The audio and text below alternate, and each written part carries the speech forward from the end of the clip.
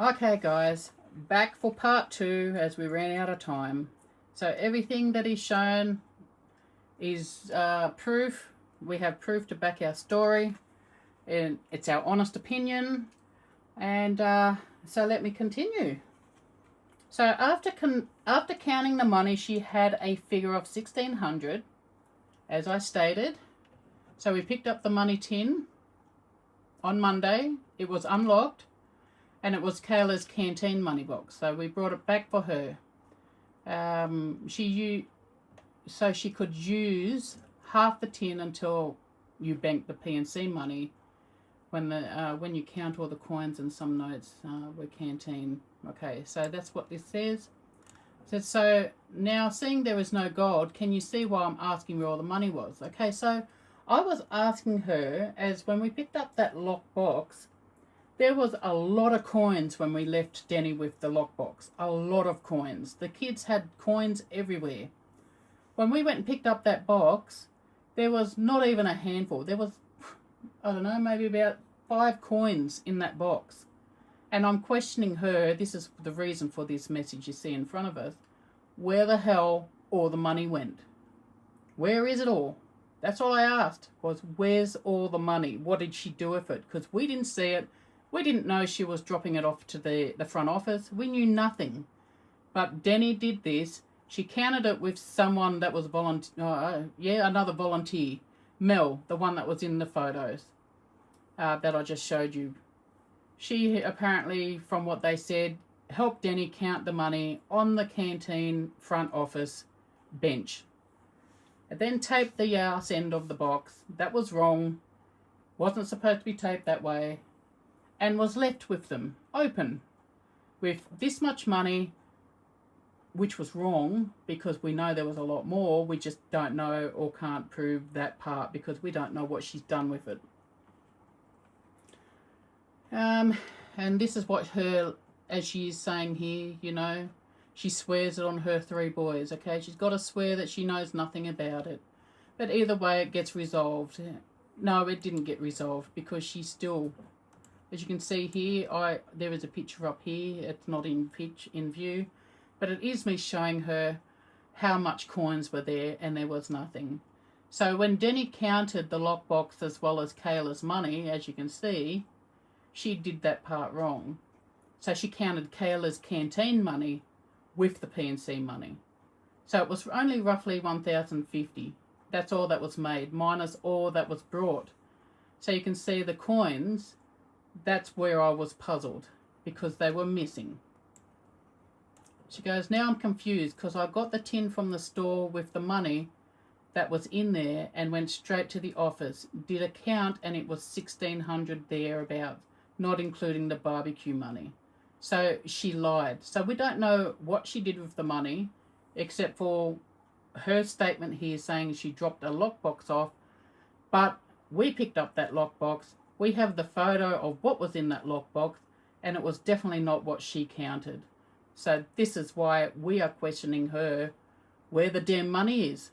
She couldn't trust our volunteers, could she? We stood at the stores with the most highly respected women with their, that was there helping out their children.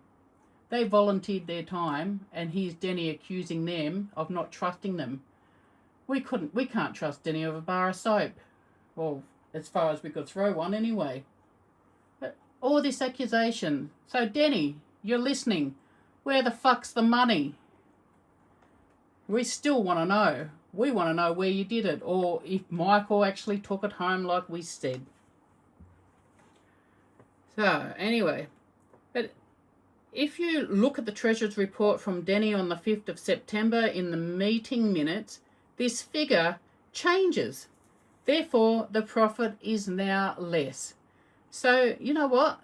The Father's Day barbecue store was nothing but for show for them, for her and Mick, or Michael, whatever you want to call that thing.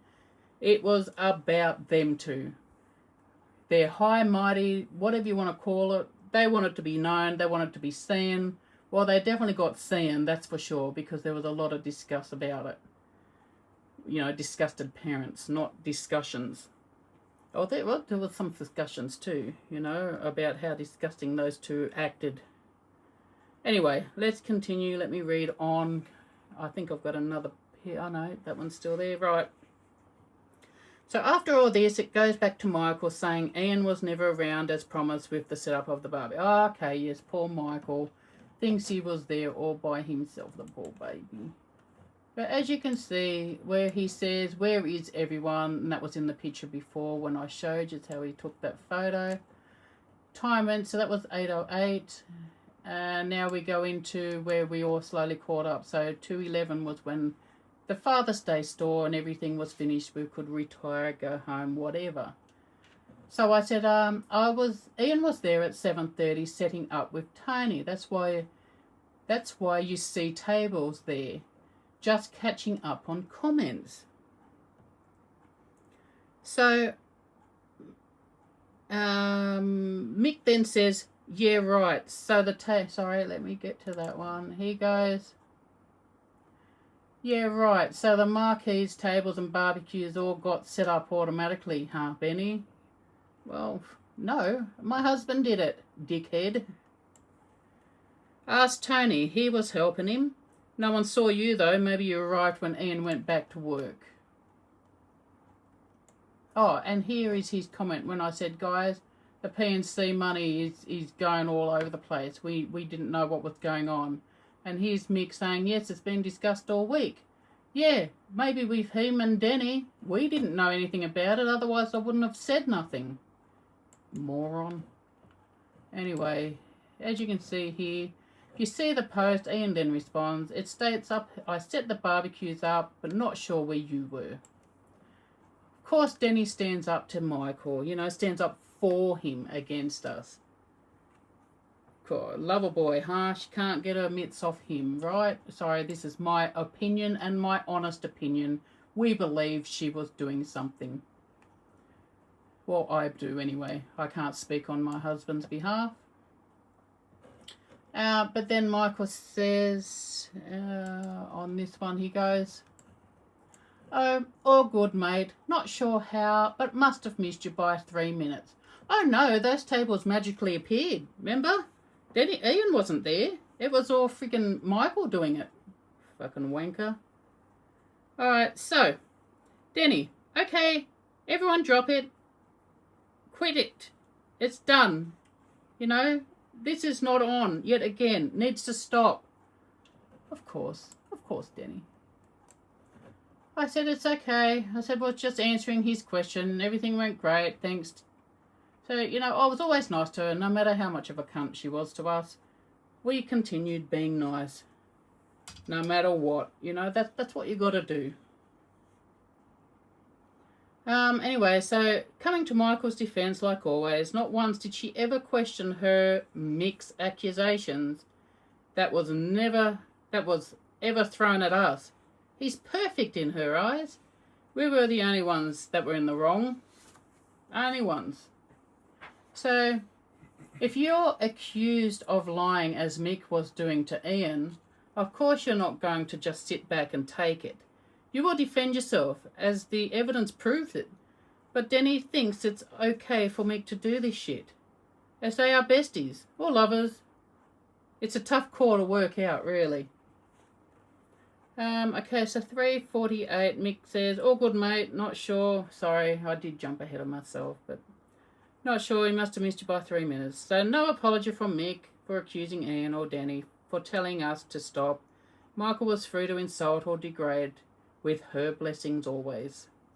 So during the day, back when Denny was flirting with Michael at the barbecue, parents were asking if Denny and Michael were together. By the way, they were acting. I said no. That other woman in the canteen is his wife. And it's got a picture here, so I must have something here to show. Alright, so I did have a conversation with Kayla. And it says here, I said she wore that outfit on Father's Day to get his attention. And from what other mums have said, it wasn't just hubby's attention she was after. I just laughed at them. But now when I think about it, I think they're actually right about Denny and her plans. The rumour was she stashed Mick's wife in canteen so she could be with him at the barbecue. So far that seemed true. The other was when Ellie gave Denny a kiss and cuddle goodbye, she did the same to Mick when she tried to, and he pushed her away. Now am I up to the new one? Possibly. 25, 26. Alright, so keep going here. Yeah, so kiss and cuddle. That's what I just read. I said, I was with you in canteen, but this mum watched as she was disgusted in her slutty outfit at the school event. Was her words. I just told her if she didn't feel comfortable about what she saw to complain. Said there was a complaint box in office that was put there for all issues disturbing to the eye, and kids and all parents are free to speak. So hopefully she does. Might knock Denny down a peg. Ha ha, funny, huh? No, she didn't bother. She just kept to herself, you know, like we normally did. What we always did, really. So one parent saw him push his wife away and tried to kiss him, and she was leaving with another parent being disgusted with Denny's slutty outfit. I told her she could make the complaint, as I just showed you in these comments. I said, okay, so now I put up a Facebook post on the P&C page thanking all these wonderful volunteers, especially these 3 ladies that stood on the stores all days in the hot sun, all with big smiles, greeting the kids, you know, the ones that Denny didn't trust. So here was my post I put up. So a big thank you. I have blocked out their names, but these 3 were fantastic. That was the post that went up on the school page. Denny put a message in the canteen events committee chat straight away. I don't even know how the hell she's seen it so fast, but straight away, as soon as I posted, I went to the chat's message because I was going to tell Denny that I had posted it, and my picture, this thing was screenshotted and sent there already, and she was whinging. I thought, hell, I didn't even have a chance to say anything and I was in trouble for it. But she said, put a message in the canteen saying there was also Tony and Mr. Russell. Mr. Russell, he was also a helper. But let's not forget they were paid by the school. So they were not volunteers for us. They were schools. They were for the school. Alright, so as you can see here, she says, I hear you. So Mr. R, on the barbecue store, etc. Don't want anyone feeling undervalued, want to eliminate all this bullshit talk, as she was trying to make out.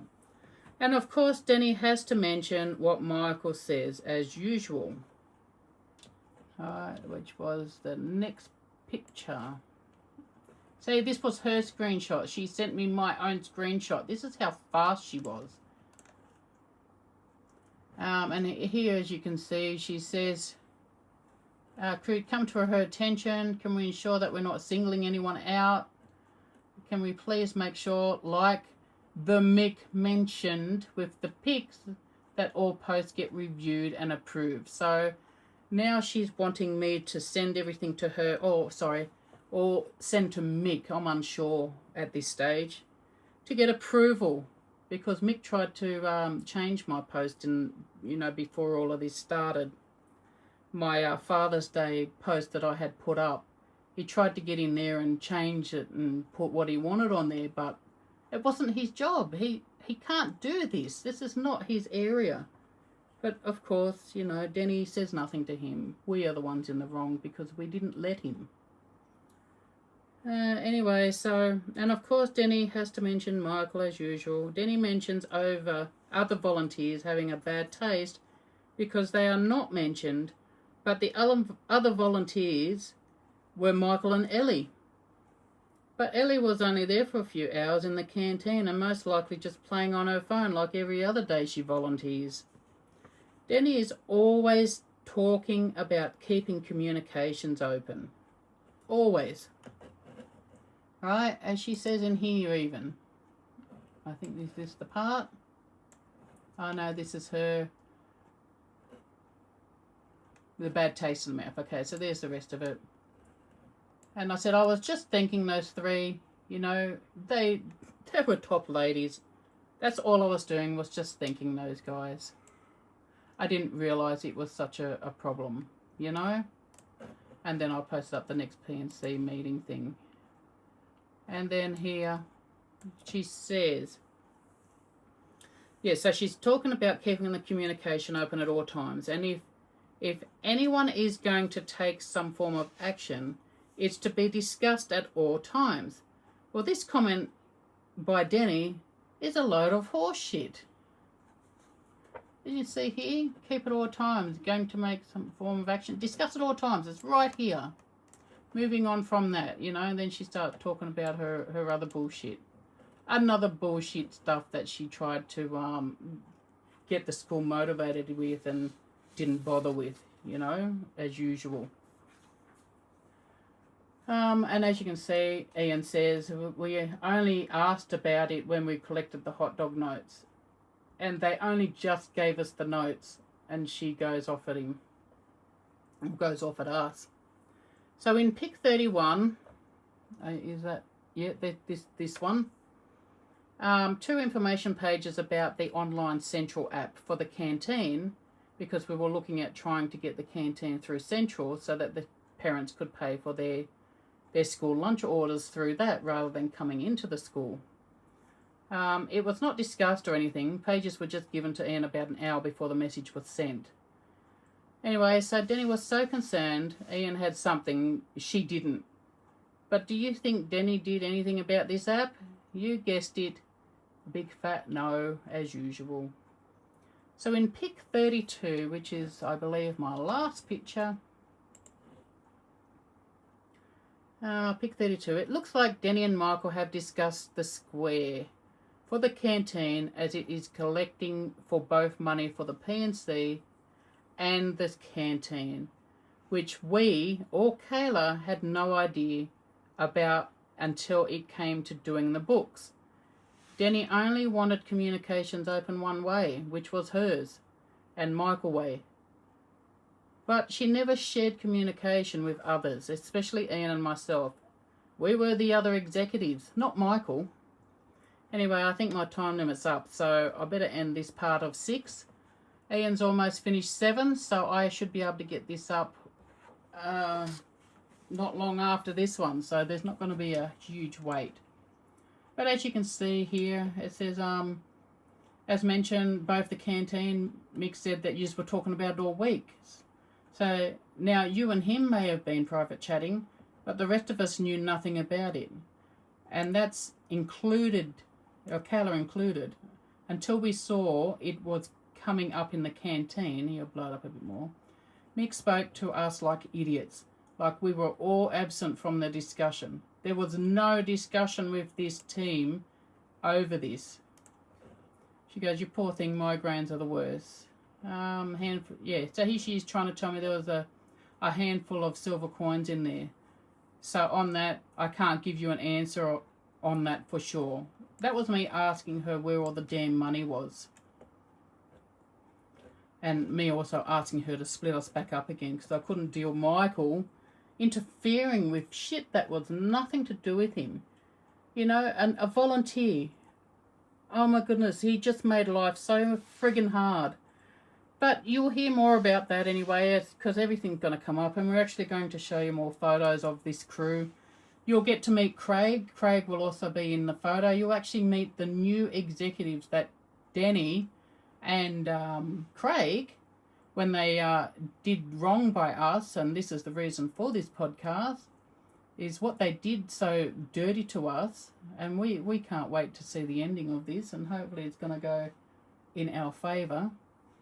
But we'll leave that part alone for now, because that's still in the working process.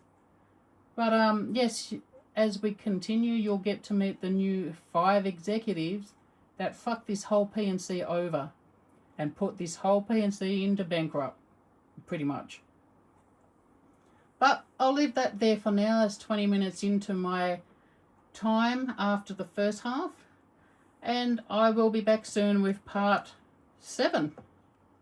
Alright, hopefully we can keep these coming and not have so much of a big gap between everything. So I'll be talking to you guys soon. Thanks for listening. I'll talk to you soon.